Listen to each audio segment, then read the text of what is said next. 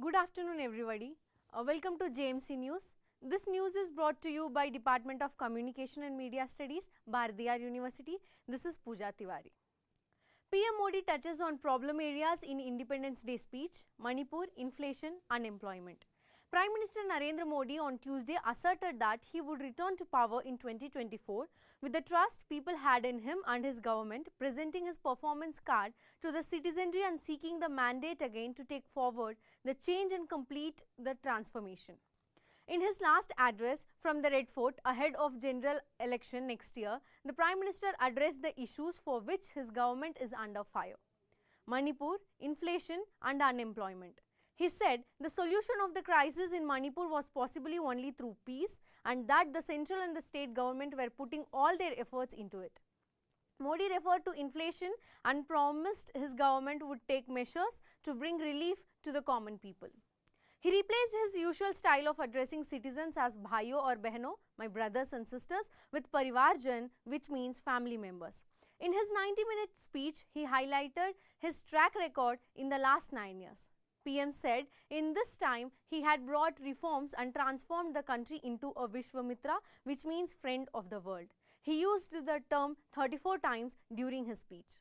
Modi, who had emphasized his battle against corruption and dynasty politics in his last Independence Day address, reiterated his political fight against them and added appeasement as another ill, which he said had slaughtered social justice.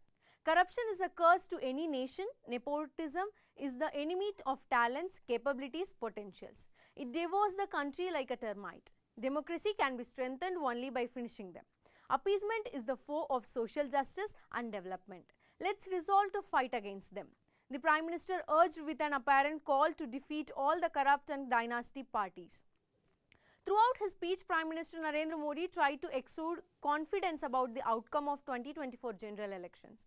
Interestingly, Modi usually mentions the Sabka Saath, Sabka Vikas slogan in his speeches, tried to break it into a more nuanced message in the line of the concept of Bahujan Samaj parties, Bahujan Hitaya, Bahujan Sukhaya. In the interest of happiness of the Bahujan, the Prime Minister said Sarvajan Hitaya, Sarvajan Sukhaya.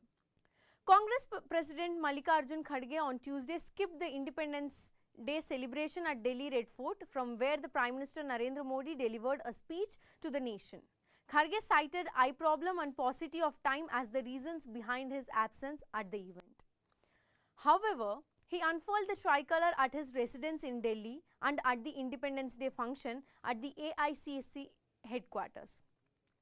A chair reserved for the leader of opposition in Rajya Sabha was seen to remain empty during the event. Several dignitaries, diplomats and union ministers were present at the celebrations at the Red Fort. Delhi Chief Minister Arvind Kejriwal was also seen. Tamil Nadu CM M.K. Stalin batted on Tuesday for inclusion of all matters involving direct contact with the people in the state list of the constitution, saying education particularly should be transferred, as only by doing so can a cruel examination like NEET be totally eliminated. Stalin in his address from the ramparts of Fort St. George after unfurling the tricolour for a third consecutive year said late CM C.N. Annadurai and later former CM M. Karunanidhi had consistently advocated for state autonomy. India as a union of states should progress with the development of people of diverse races, languages, religions and cultures. Creating an India that uphold core values like social justice, equality, brotherhood, secularism and well-being of the marginalized could be a true tribute to freedom fighters, he said. Cow vigilant Bittu Bajrangi arrested in connection with Nuh violence. Cow vigilant Bittu Bajrangi was arrested on Tuesday in connection with communal clashes that erupted in Haryana's Nuh district on July 31. Bajrangi Alice Rajkumar was questioned in connection with a fresh FIR registered against him and 20 others at Nuh Sadar police station based on a complaint filed by Assistant Superintendent of Police Usha Kundu. They said Bajrangi, the president of an outfit called Goraksha Bajrang Force, was taken initially detained by the Crime Investigation Agency team of Toru and taken to Faridabad for questioning. A police spokesperson of New Police later said he was arrested after the questioning and will be produced in a city court on Wednesday. The FIR against Bajrangi and the others has been registered under the Indian Penal Code section 148 riots, 149 unlawful assembly, 332 causing hurt, 353, 186, 395, 397, 506 and provision of the Arms Act, police said. The officials said efforts are underway to arrest the others and social media is being monitored as well. Strict actions will be taken against those who make provocative speeches or spread misleading news, they added. A senior police officer said Bajrangi and his associates wielding illegal weapons during the VHP procession that came under attack in Muslim majority Nuh on July 31st. Moving to the sports news, FIFA Women's World Cup, Spain beat Sweden 2-1 to enter maiden final to face winner of England and Australia. Spain have reached the final of the ongoing FIFA Women's World Cup after they overcame Sweden in a tight contest in Auckland on Tuesday. Olga Carmona came with the winning goal in the 89th minute that saw Spain through to their maiden final.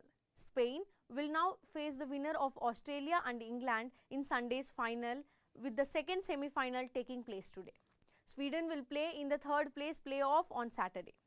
With both teams playing out stalemate in the first half, it was the final 10 minutes of the match that saw pure entertainment. Salma Celeste's opener in the 81st minute was cancelled out by Rebecca Blomqvist in the 88th minute. However, the extraordinary anticlimax Spain scored again in the 89th minute to book a place in Sunday's final. The win for Spain also guarantees a new set of finalists in the women's game, with neither Australia nor England having played in the final of the FIFA World Cup. The Spanish team will now eye history as they could become just the second team to win both the men and women's FIFA World Cup. Germany, by winning the 2003 Women's World Cup, joined their men's team's honor of lifting the FIFA World Cup. The German men's team won the FIFA World Cup in 1954, 1974 and 1990. Spain's women's team success on Sunday will see them add to their men's team's success in 2010 when they beat Netherlands in the final. The Spanish Giants will now face the winner of co-host Australia and European champions England. Both teams are in brilliant form so far and will look to go toe-to-toe as they try to write a new name in the folklore of Women's Cup history. Only the United States in 1999 have won the Women's World Cup as host, with Australia trying to become the second nation to do so. The loser of the contest will face Sweden in the third place playoff. Now let's move to the entertainment news. Rajinikanth's film benefits from Independence Day surge to surpass Rs 350 crore mark worldwide. Penned and directed by Nelson Dilip Kumar, Jailer stands as a commercial action-packed delight, with Rajinikanth portraying the character of Tiger Muthuvel Pandyan. The movie also showcases Vinayakan, Ramya Krishnan and Vasant Ravi in pivotal roles. Iconic actor Rajinikanth has made a successful return to the big screens following the lukewarm response to Annathe. The superstar has bounced back in a way that has not only ignored the box office but also reaffirms his status as a true superstar. Sunny Deol's film passes Monday litmus test with flying colours, inches towards Rs 200 crore.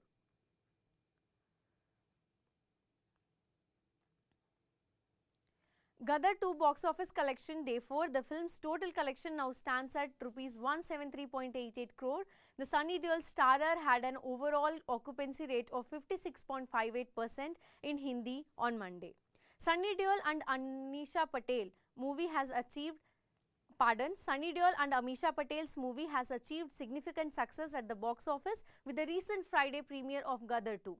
The film, directed by Anil Sharma and featuring Amisha Patel, managed to accumulate a net total of Rs 134.88 crore during its first weekend at the domestic box office. This positive momentum has persisted into Monday, with the film's impressive performance continuing.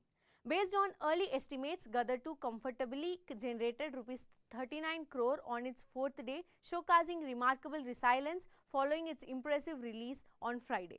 As per the Box Office India report, attendance at multiplexes remains consistent or has even increased compared to Friday. While single screen cinemas are witnessing full houses, it has been noted that certain locations that didn't have full audiences on Friday were reportedly experiencing full occupancy on Monday.